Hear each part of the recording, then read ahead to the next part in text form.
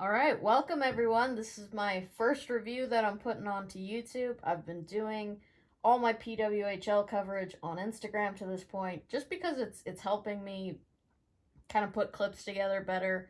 I really don't know how to edit and I don't know much about doing videos. I've never had a YouTube channel, never had an Instagram page like this, so everything's new to me. Everything's a work in progress, so please bear with me. I'm getting this one up very late. I've had other stuff going on the last couple days, so I am going to try to get the reviews up the night of the games from now on.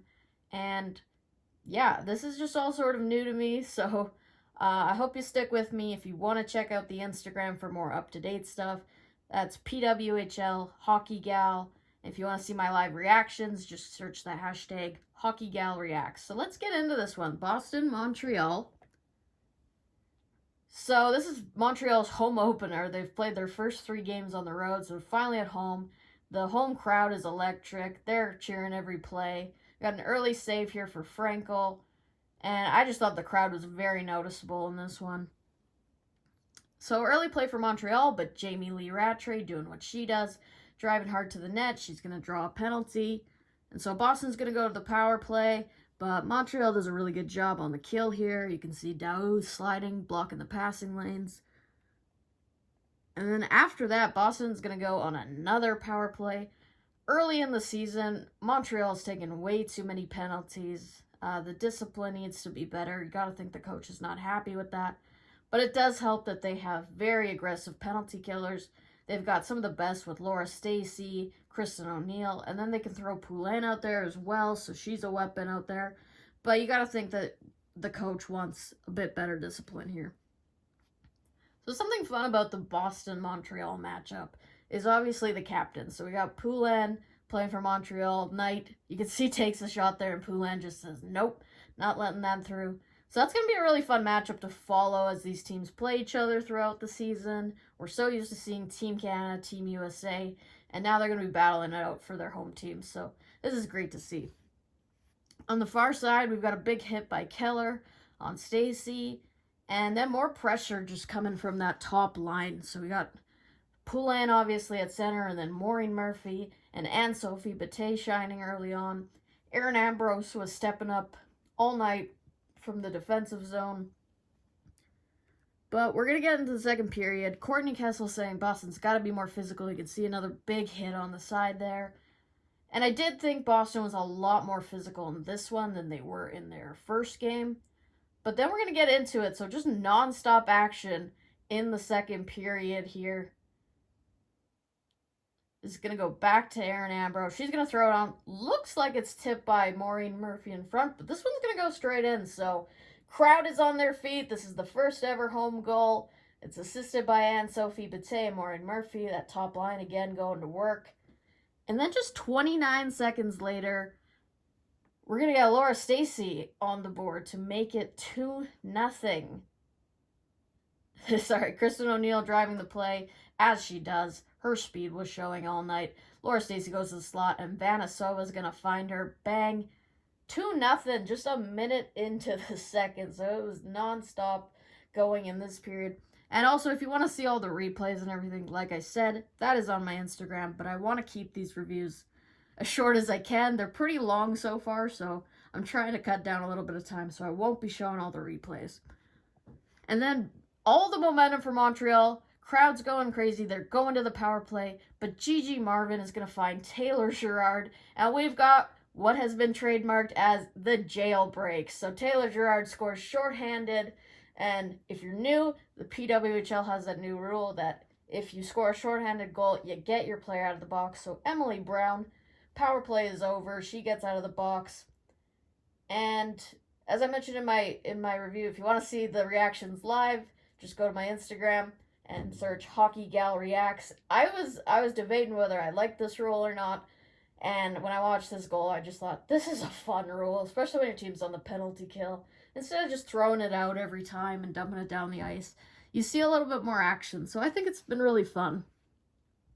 And then just 90 seconds later, so Boston finally with a bit of momentum, they're going to throw this one in front, And it's the line Schaffsel with Jamie Lee Rattray, but this time they've got Hannah Brandt on their line, and the chemistry for them continues. I thought that second line looked great in the first game.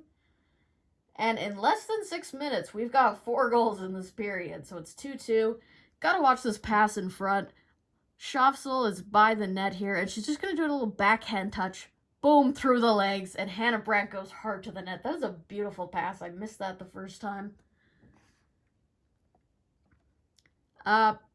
So we've got, sorry, just looking at my notes here. Oh, so we've got a little bit, sorry, I'll rewind that quickly. We got a little collision between Hillary Knight and, of course, Dominika Laskova. She's been so physical. You see Hillary Knight below the goal line. Kristen O'Neill using her speed to drive down the wing. This looks like it's going to be an odd man rush. She throws it back. But Hillary Knight, with the great back check, she's going to steal that and take it the other way. Just a great play by her. And yeah, that was a very eventful second period. We got some sellies in there for you.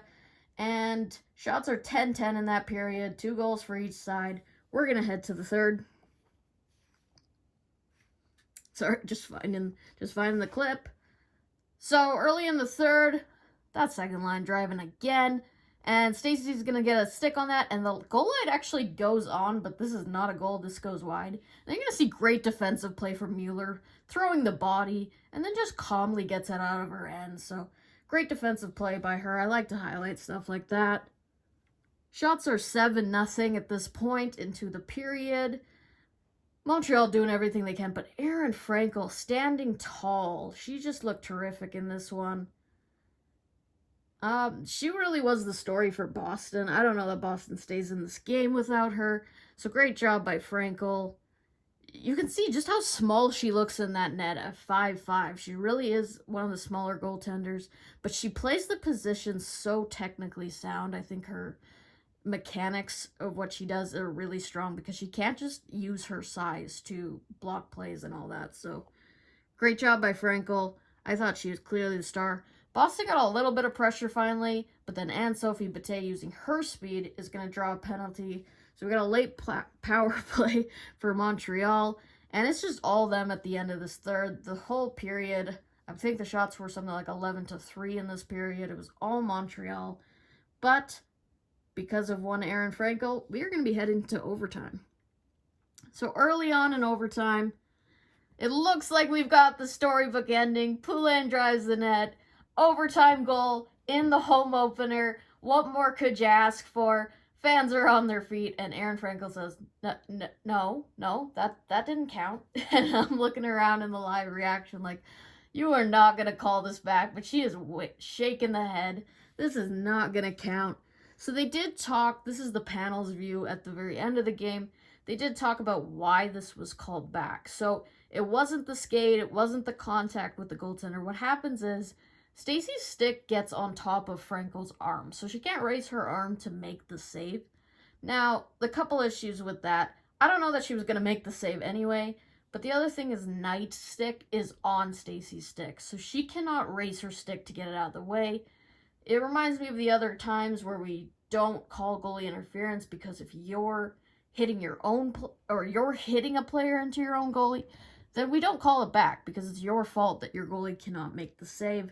But I'm sure if you're a goaltender, you like that this is called back.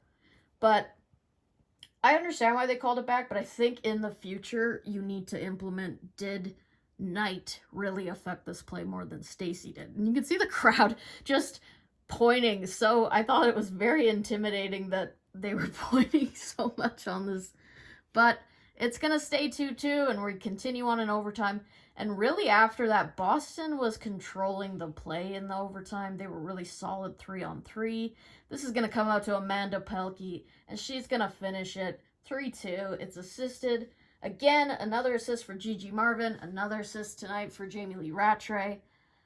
And yeah, so we've got a little bit of a controversial ending for this one. Like I said, I think in the future they need to have that count, but I understand why it did in this one. It was a really great game for Montreal. Completely outshot them, but Erin Frankel just stood tall in this game. 5'5", but she stood tall in this one. Montreal's speed, I talked about it a little bit in the last one.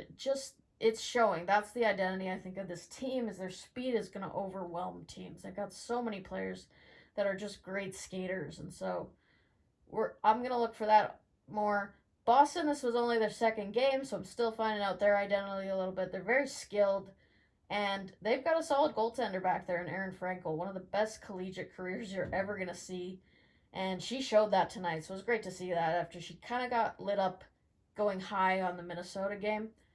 But yeah, this is my first YouTube review. I hope you guys enjoyed. I hope you come back. I will be reviewing every single game from now on. I didn't get the New York Minnesota game. I apologize, I got a bit behind.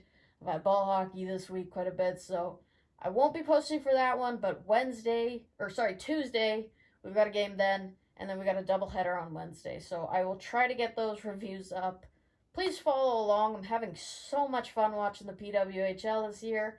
And yeah, if you want more content, check out the Instagram page. But if you want to watch the reviews, they will be on YouTube. And my signing out phrase, I've been calling the PWHL the P-Dub. I hope it's catching on. So I end off my videos by just saying P-Dub, peace out. See you in the next one.